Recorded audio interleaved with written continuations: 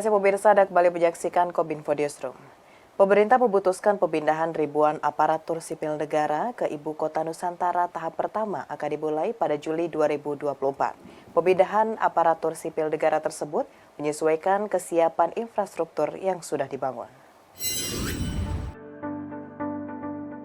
Sebanyak 3.246 aparatur sipil negara atau ASN akan dipindahkan pemerintah ke Ibu Kota Negara atau IKN Kalimantan Timur. Tahap pertama mulai Juli 2024 hingga November 2024. Dikutip dari siaran pers pendayagunaan aparatur sipil negara dan reformasi birokrasi Menpan RB, Abdullah Azwar Anas mengungkapkan bahwa ASN yang akan dipindahkan tahap pertama berasal dari 37 kementerian atau lembaga. Anas menyebut pemindahan ASN ke IKN bukan hanya sekedar relokasi fisik, tetapi juga sebuah transformasi dalam budaya kerja dan pelayanan publik.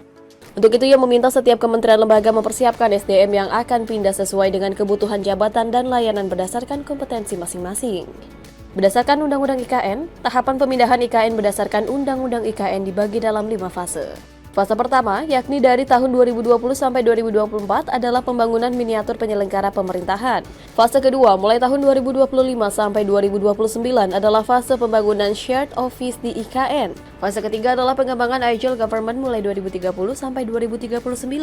Fase keempat mulai tahun 2035 sampai 2039 adalah pembangunan kota cerdas industri 4.0. Fase kelima mulai 2040 sampai 2045 yakni pembangunan kota cerdas dengan artificial intelligence atau AI. Menpan RB menegaskan bahwa fokus kebijakan pemindahan IKN saat ini adalah pada masa jangka pendek fase pertama yang fokus terhadap perpindahan kelembagaan dan ASN serta efektivitas penyelenggaraan pemerintahan di IKN melalui pola kerja digital.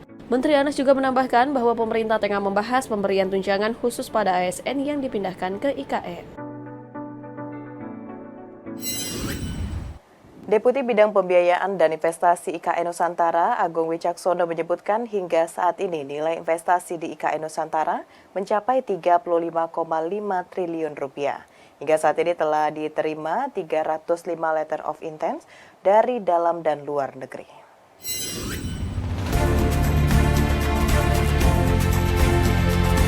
Hingga saat ini, Otorita Ibu Kota Negara Nusantara telah menerima 305 surat pernyataan minat dari seluruh dunia untuk berinvestasi di IKN Nusantara, 172 diantaranya adalah investor dari Indonesia. Deputi Bidang Pembiayaan dan Investasi IKN Agung Wicaksono menyebutkan, tingginya minat investor dalam negeri ini selain peran serta Presiden Joko Widodo, Kamar Dagang Indonesia juga turut berkontribusi dalam menggait minat investor di IKN. Sementara itu, pada groundbreaking tahap 1 di IKN Nusantara yang dilaksanakan pada 21 hingga 22 September 2023 lalu, nilai investasi mencapai 23 triliun rupiah.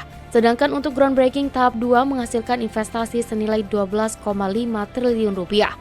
Dengan demikian, total investasi di IKN Nusantara hingga saat ini mencapai 35,5 triliun rupiah. Dan yang kedua mengenai nilai investasi, kita bisa katakan saat ini adalah 35 triliun, ya. Ini nilainya adalah dalam bentuk proyek, ya. Jadi kalau ada yang tanya, oh berarti uangnya masuk kemana? Uangnya masuk ke IKN? Enggak. Uangnya ini masuk dalam bentuk proyek yang terbangun di IKN, ya.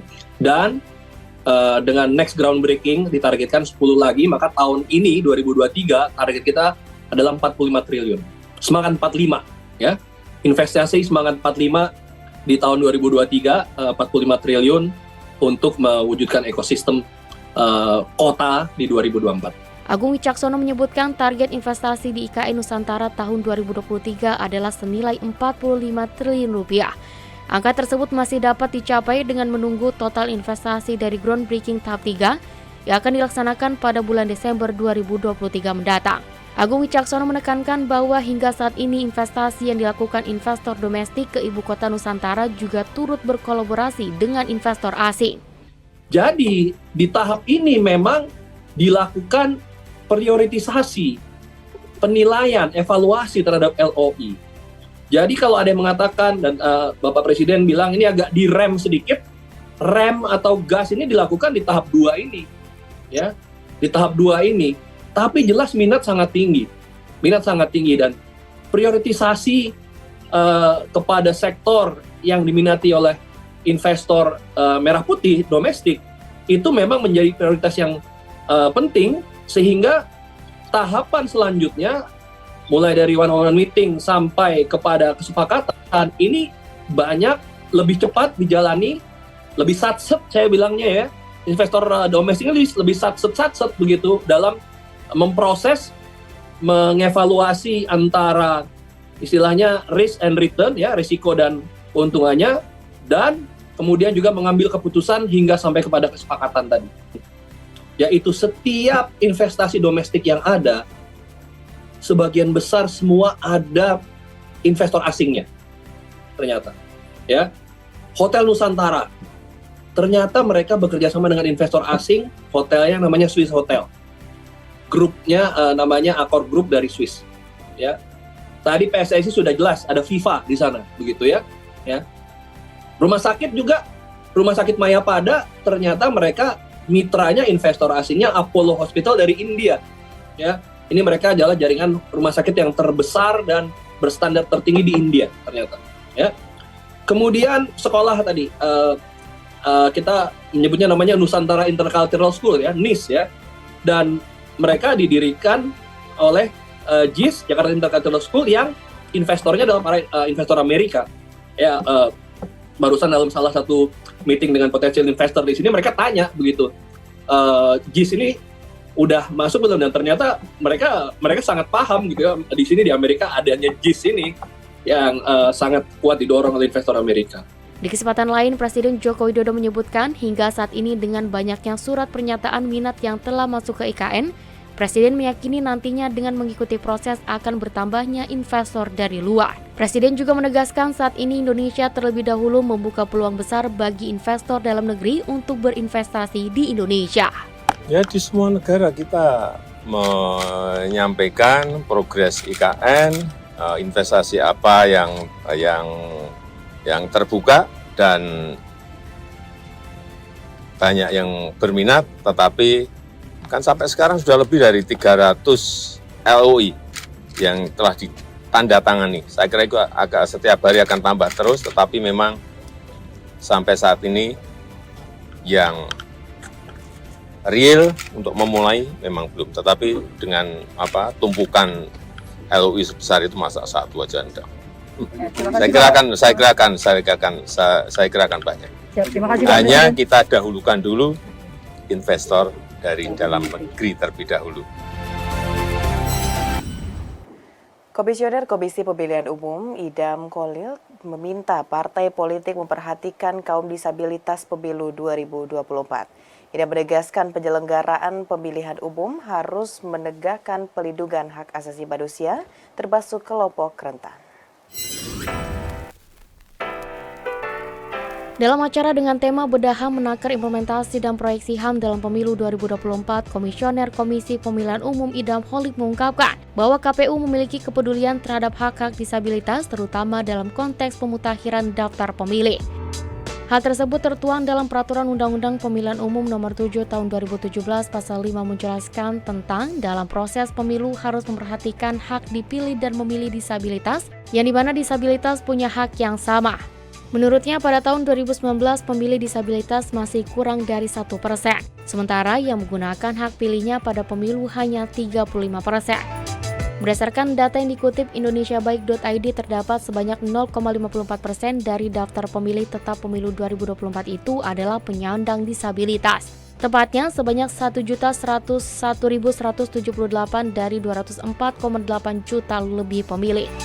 Oleh karena itu, Idam kepada para tim kampanye bisa menggunakan bahasa disabilitas untuk menggait pemilih di pemilu 2024. Kami berharap websitenya website akses.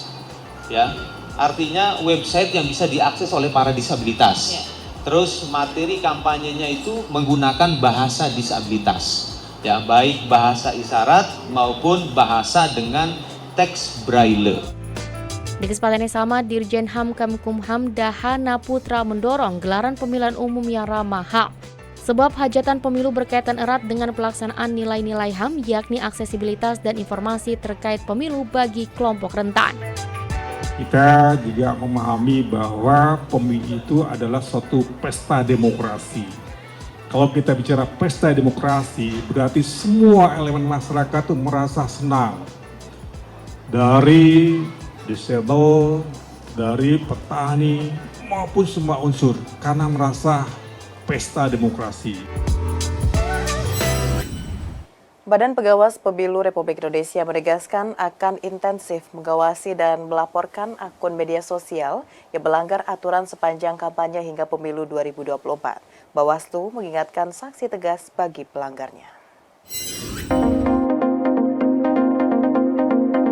Dalam acara konsolidasi nasional dan apel siaga pengawasan tahapan kampanye, Ketua Bawaslu Rahmat Bagja mengarahkan jajarannya untuk mengawasi dan melaporkan akun media sosial yang melakukan pelanggaran sepanjang masa kampanye hingga pemilu 2024. Adapun masa kampanye Pilpres akan berlangsung pada 28 November 2023 hingga 10 Februari 2024. Sementara masa tenang mulai dari 11 hingga 13 Februari 2024. Bagja memastikan tim Bawaslu memiliki satuan tugas dan berkoordinasi langsung dengan Kementerian Kominfo untuk mengawasi kampanye di media sosial.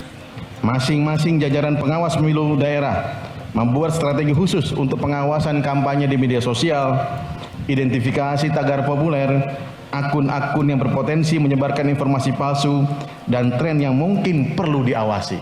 Oleh sebab itu, kehadiran Bapak Menkominfo di sini memastikan Bapak Ibu mempunyai koordinasi langsung dengan Kominfo. Jika ada medsos bermasalah, ada akun-akun bermasalah, laporkan. Kita punya satuan tugas untuk pengawasan media sosial.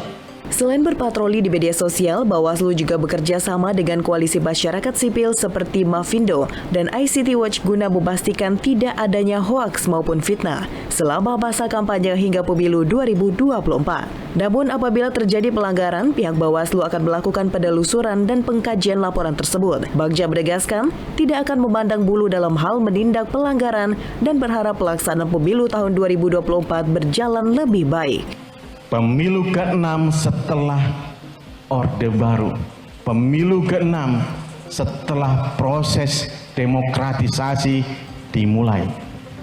Dan saya yakin Bapak Ibu di sini, kawan seperjuangan di sini, sahabat yang akan melakukan tugas pengawasan di sini adalah orang-orang terbaik. Pemirsa, itulah rangkuman informasi yang telah kami sajikan untuk Anda. Informasi lainnya dapat disaksikan dalam kanal YouTube GPR TV. Saya Mona Azarinisa, mewakili kerabat kerja yang bertugas mengucapkan terima kasih atas partisipasi Anda. Selamat malam dan sampai jumpa.